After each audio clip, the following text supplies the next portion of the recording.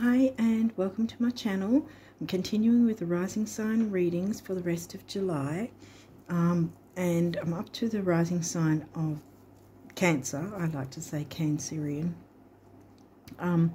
Yeah, so I've already got the other video up on the community tab, which talks about the main astrology highlights of the month. And that's not a card reading, it's showing the different charts, the tropical astrology chart and the true sidereal astrology chart, so you can follow along with whichever one you wish to. Yeah, and that covers things like the new moons, the full moons, any retrograde activity and any eclipse activity that we need to be aware of that's coming up, or if there's any pre-shadows and so forth. Yeah, so that's already on the community tab. So I'd recommend going into that, because then you'll get an idea of how to work with those energies, as well as getting extra information from this reading as well, to sort of meld it together and navigate your month successfully. Okay, other than that, I'd recommend also checking the pinned comment of this video, and some links in the description box that you'll find helpful as well. Having said all that, I think now we'll jump into your cards and see what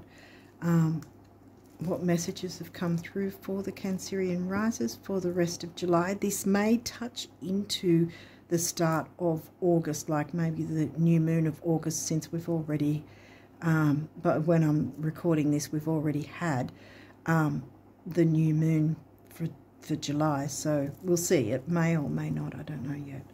So we have Capricorn. Well, that's your descendant. That's in your 7th. Now we've got 8th, which is your Aquarius. It's your Scorpio house, covered by the sign of Aquarius. So we've got 7th and 8th house at the moment. Virgo, health, duty, service to others. That's in your 3rd house. That's communication. Oh wow, that's funny that Virgo's in your 3rd, right? Which is the Gemini house, and Virgo and Gemini are ruled by Mercury. Huh. Jump into the astrology highlights video on my community tab, because I talk about there's a bit going on with Mercury that I think you'll find helpful to go and watch that video. That's on my community tab. It's literally the first post there, so it's not hard to find. And Saturn. Wow, so seriousness, taking it slow, methodical. Virgo's very detail-oriented. It can be bogged down and stuck in the details sort of thing, as can Capricorn. Saturn's the ruling planet of Capricorn. Huh. Shared resources. Now, Aquarius is the sign that covers that. So that's about friends, groups, communities, internet, shared resources in that sense. Okay, let's see what else has come through. Aries. What's Aries for you? Aries is in your 10th, I think. Yeah, Aries is in your 10th house, which is the Capricorn house. Career and ambition. The energy around you is dynamic and spontaneous. Crusading, impulsive action is likely. I think this is a career reading of some sort. Oh my gosh, Capricorn again. The energy around you is serious, materialistic, hardworking. It bestows shrewdness and cautious ambition. See, Saturn ruled Capricorn. Okay, we'll have to move these across, because I'm not going to fit another big card in that area. So let's just move it there. What else have we got? Chiron, some healing to come through. Maybe it might be some sort of healing with resources or finances even, because that is also a money house, the 8th house. 2nd house and 8th be money houses, but you don't have the second house here, so, well, not yet, I don't know. Chiron, your healing power, empathy, and ability to teach or learn remedies. There may be some sort of remedy with shared resources, debts, because that's the 8th house, Scorpio. Things like credit cards, bank accounts, loans, taxes, debts, shared resources, whether that's actual money or other items that somehow are shared. It could be government payments, another money thing. It's also about taboo subjects, the occult, and also sex can be, but I say that only because it's the Scorpio house, but I've got a feeling it's got to do with career and if not money, at least shared resources of some kind, and healing needs to take place with that. The 3rd house, well, that's the Gemini house in Virgo for you, so we've got it twice now. Communicating in a healthy way. Okay, what else? Sagittarius. Okay, now we've got him in the middle.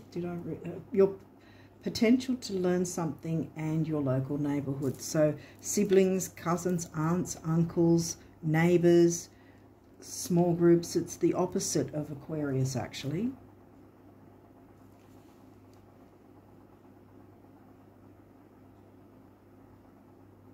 No, it's the opposite of Sagittarius. Why did I say Aquarius? Why did I say the opposite of Aquarius? Because why? Because there's groups there. This isn't so much, but it can be communities though. Okay.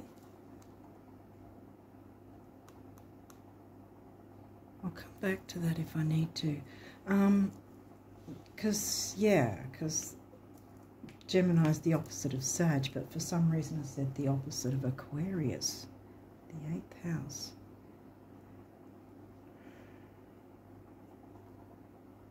Learning, local neighbourhood.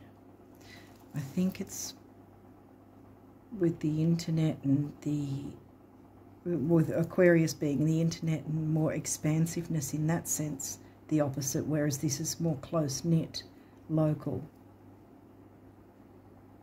Because this isn't about groups, this is about expansion, growth, long distance, higher learning, travel. This is early learning like young children. This is higher learning like universities and stuff like that. This energy imbues power, superior confidence and enthusiasm with faith, good fortune and authority. And that's smack bang in the middle. Having some sort of authority over what this is about.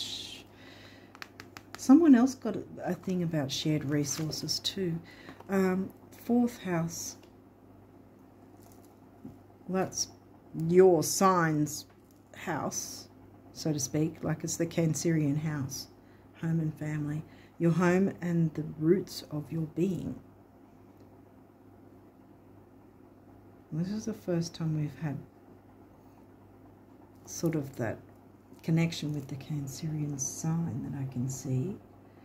3rd is in Virgo. We already got Virgo once before. 4th is in Libra.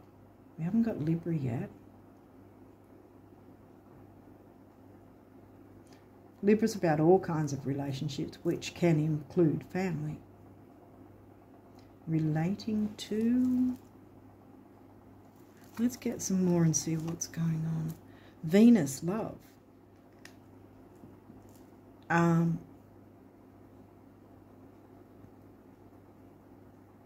Shared resources is again coming through though, because it's really... So we've got the 8th house, the 3rd house, and the 4th house. 3rd, 4th, and 8th. Yeah, communicating. You might have a connection with another I think it was the one before. I think it was the Gemini reading that had something about shared resources. And now you have it. Sun being, well, that's good. Sun's right next to Venus. So, you know, warming up the emotional, you know, relationships. Taking the lead. That's more of a Leo thing, but I'm getting taking the lead, like taking authority in your own situation. Virgo again. Virgo the alchemist. Right, Virgo's rocked up 3 times now because Virgo's in the 3rd. Communicating in a healthy way. 2nd house, resources, assets. That's the Taurus house, which is in Leo. Ah, I mentioned Leo. Fun and excitement, children, creativity, romance, love affairs even. You got your love here, and the sun being, sun shining on the love aspect. But that could also just be, you know, your family. You see, there's assets, shared resources. Finding a healthy way to deal with that aspect.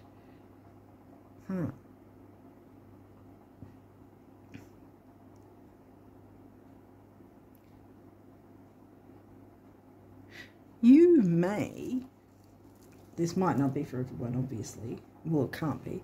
But yeah, you have the Cancerian rising sign, but you may be Gemini sun. It might be that sort of thing that might be going on here, where this reading will connect with the Gemini one. Take it if it resonates. Libra, the idealist. Now we have Libra. Remember how we had your descendant in the Libra house. Now we've got Libra, which is in the 4th. Because, I mean, we had the 4th come through, but we didn't have the actual sign. Now we've got the actual sign. The idealist. Yeah. What's the ideal situation that you'd like to, you know, and Saturn likes to be methodical. Take it slow. Capricorn, Saturn ruled Capricorn. Aries wants to go fast and be dynamic and, you know, but Aries is also in your 10th, which is the slow, methodical. So there's that balance of moving forward and going, you know, in a considered way at the same time. Now, Mars is the ruling planet of Aries and isn't yet retrograde, which is a good thing, but later in the year it will be. So probably now is the right time to find that balance, to work through whatever this is, to make whatever this shared resource is healthier. There's Virgo there. Have a healthier way to deal with it. Leo the lover. Now we've got Leo twice. Yeah, because the 2nd house, Leo, in the 2nd.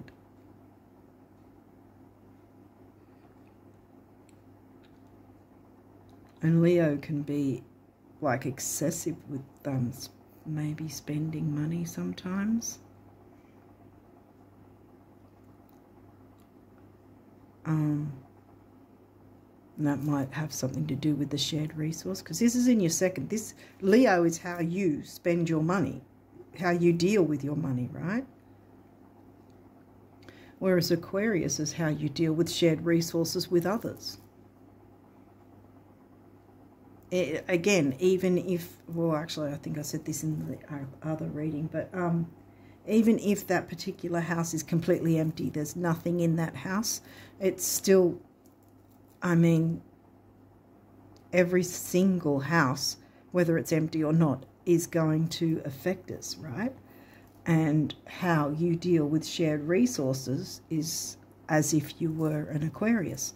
How you deal with your money and assets and self-worth and values is as if you were a Leo, if that makes sense, right? Venus is the ruling planet of Libra and Taurus. Taurus itself didn't come out, did it? No, but the Taurus house did.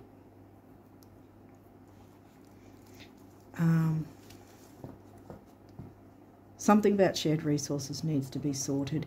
If you do happen to have Gemini as your sun sign, I would recommend checking the Gemini reading as well, because they probably will have extra messages there that will sort of make more sense, perhaps.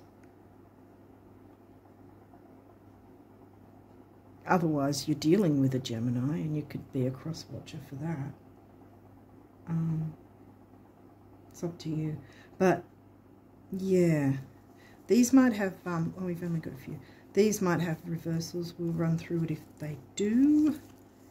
No, relationship, wow. 7th house again. And it's upright, so that's good. 7th house in Capricorn. So it's got to do with your career.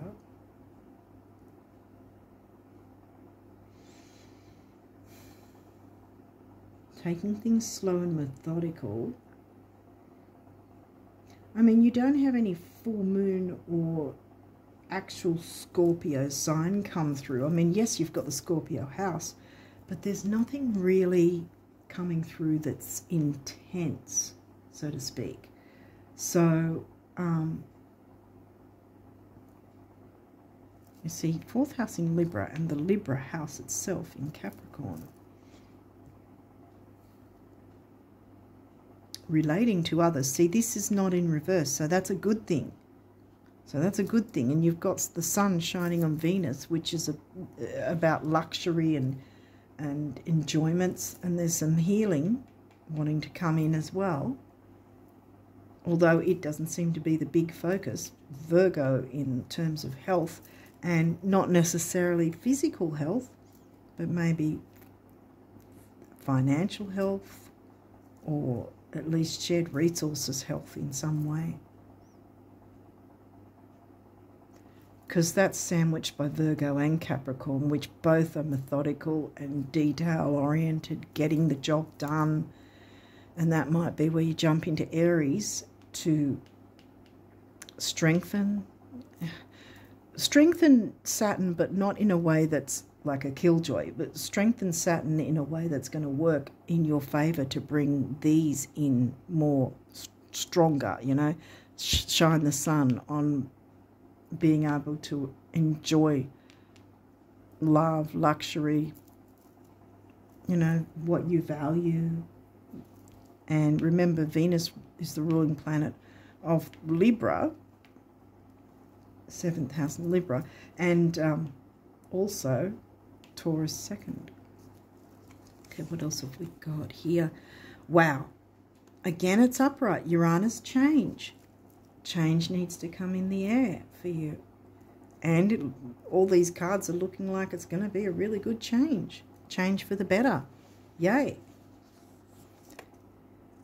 Okay, this one's in reverse. Aries is come through twice. Aries act. Now, again, as I've said before, Mars is not retrograde, so it's not giving me a retrograde activity here. But this could be one of two things. Either you haven't taken action on whatever this is, or you need to work with the Aries energy where it's not bull at a gate, but it's still moving forward. It's still, you know, proceeding forward in a considered, constructive, slow, methodical way, but not so slow like snail pace, but just sort of a more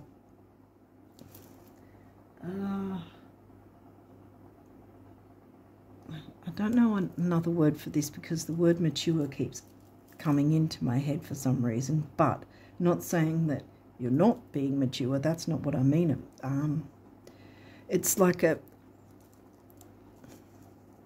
yeah, slow and considered, but not exactly slow in that not getting anything done and, you know, waiting for ages for things to change. No, because Uranus is here, and Uranus just goes and wants to just blow everything up, and bam, you have to change then, don't you? You've got no option. But you can work with Uranus and the Aries energy, the fiery energy, to move forward, but still take on the slow, structured, considered energy of Saturn Capricorn.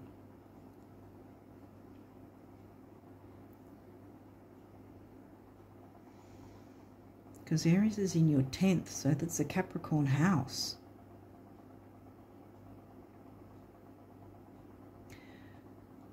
This could also mean that you haven't been able to move forward yet. But all the rest of the cards are saying, yes, act. It's time to.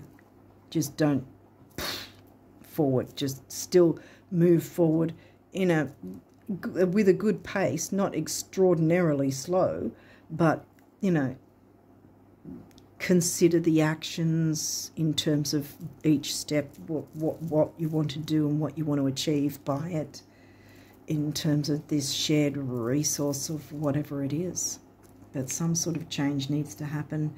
You don't have difficult cards, so I really think that it's going to be change for the better, and you can take authority with this to make it work in your favour. Okay, so now we'll look at the numerology. You've got quite a few cards. This is the thing too I didn't say earlier, because sometimes this happens when I pull the cards for the reading. All of these particular cards came out in plonk. They all plonked in one pile all together. So it was like, wow, okay. So they all came out not separately, just in one pile. Same thing happened with these numerology cards. So let's see what's come through with these guys. Rebirth. Uranus, change, bam. Throat chakra, so communication. I mean, in any relationship we're communicating anyway. You've got your third house there, right? Communicate healthily like a Virgo. And then you've got your base chakra color. So yeah, so the throat chakra is the blue color, about communication, speaking your truth, self-expression. And then the base chakra, which is about stability, security, material assets and stability, grounding. Number 1 is emotional vitality, personal power. 6 is temporary opportunity, and it's also focus, detail, and dignity. And 1 and 6 comes to a 7, which is the mind and creativity. And I also like the number 7. I mean, often we hear the number 7 as lucky. Oh, wow, 7 again. Self-love, bam. Second house, money and self-worth. We covered both these colours, actually. They're just opposite now. Oh, my goodness. Hang on a second. Look, look, look. All right, we've got blue. Then blue is inside. Then we've got red. And red is outside. Rebirth, self-love. 1, 6, 6, 1.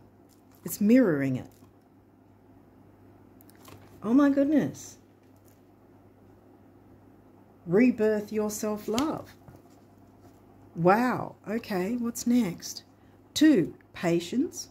Well, yes, because you're going to have to with Saturn. Saturn wants you to take it methodical and slow. And then this is the sacral chakra. That can be about creativity, relationships, sexuality. We've got the relationships, Libra, and the relationship house in Capricorn as well. And 2, the relationship number. Have some patience with working out whatever this is, working through it. But it's all going to work out because you've got the sun shining on Venus for you with this. Adventure. And look, this is the healing colour of turquoise. There's a turquoise crystal. It's all about healing. And again, it could be financial healing, relationship healing, self-love healing. there's healing involved anyway, see, with Chiron. And then green, heart chakra colour. And then 55 is a master number, right? And I often think when I see master numbers that if there's double the same number, then it means that more than one person is going to benefit from working with these energies, which obviously includes you and one or more others, right? 5 on its own is freedom and change, and you've got 2 of them. So for everyone, there's going to be freedom and change. And that comes to a 1 again, emotional vitality and personal power. Then we have 32, music. Music could be involved in some way with the healing. Or it could be some sort of, that might be something to do with the shared assets, working through that. Or it might be what you want to free up to bring more fun and frivolity with, you know, love and relationships, what you value. Now, we already did the sacral chakra, but this is the solar plexus, which is about personal power, self-worth, ambition, and we've got career and ambition with Capricorn screaming all over this reading. Personal growth, and this is a cure in feng shui. This colour is a cure in feng shui for any money issues. Mind and creativity with number 7. And then we have self-discipline. Yes, because it's going to be taking a bit to work with the fiery push through everything immediately, Aries energy, and the blow everything up in 10 seconds Uranus, but balancing that with the methodical Capricorn Saturn energies, and you can move forward in a really great way. So self-discipline, yes. And then we've got the base chakra, which we coloured, heart chakra. Again, heart chakra colour. You know, emotional stability, emotional balance, compassion, love, relationships. 4 is the number of the builder. 1 is emotional power and personal, emotional vitality and personal power. And 4 and 1 is 5. And again, we have the 5 of freedom. You might even want to look up angel number 555 and 111 and 777. 3 7s, 3 5s, and 3 1s. Might be of interest to you to look those up. Okay, so we didn't get too many of these last cards, so they're specific. So let's see what they have to say. Great big ear-to-ear open-mouth smiles are responsible for far more sizzling romances. Well, did we not get Leo? Well, we got some rules, Leo. Sizzling romances, salary increases, life extensions, and calorie burning than your dentists, doctors, and financial planners will ever comprehend. Show us your tonsils, the universe. So yeah, laugh out loud. Enjoy your life. Because a lot of sun and good energy wants to come in.